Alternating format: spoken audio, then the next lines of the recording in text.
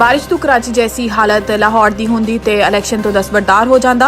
साबिक वज़ीर आज़म ने लाहौर प्रेस कॉन्फ्रेंस करते हुए कहा है कि साढ़े दौर करप्शन घट होई। ट्रांसपेरेंसी इंटरनेशनल समेत आलमी इदारे भी गवाही दे रहे हैं। इमरान खान के दौर करप्शन का पैसा हर तरफ चला। PTI दौर एक ईंट ना लगी, फिर भी करप्शन इंडेक्स वध गया। ट्रांसपेरेंसी की रिपोर्ट साबित हो गया है कि चोर कौन है। तहरीक इंसाफ वाले हुण अपनी पार्टी की बजाय ट्रांसपेरेंसी की रिपोर्ट से वोट देन।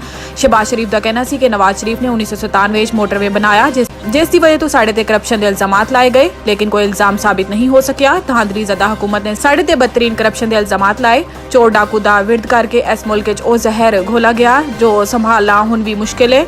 मेरे खिलाफ एक धेले दी करप्शन साबित हो जाए तो अपने कागजात नामजदगी वापस लै लवांगा।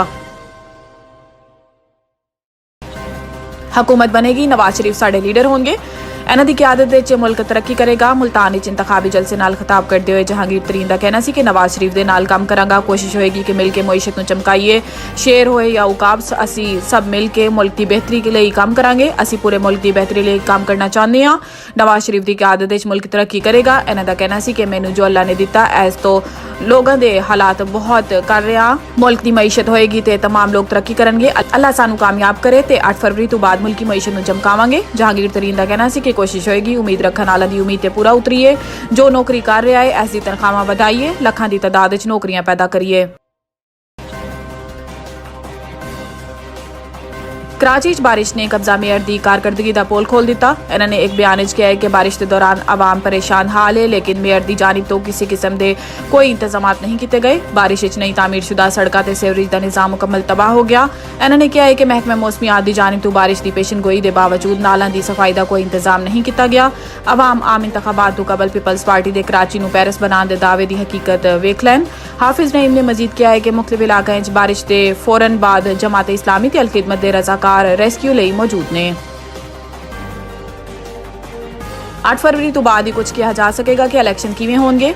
लंदन विच फ्यूचर ऑफ पाकिस्तान कॉन्फ्रेंस नाल खिताब करते हुए जस्टिस अतहर मीनुल्लाह दा कहना सी कि इलैक्शन बराए इलैक्शन नहीं बल्कि इलैक्शन जेन्युइन इलैक्शन होने चाहिए ने। इन्होंने कहा है कि इजहार राय की आज़ादी नूं दबाण दे सबब असी निसफ मुल्क गवाया।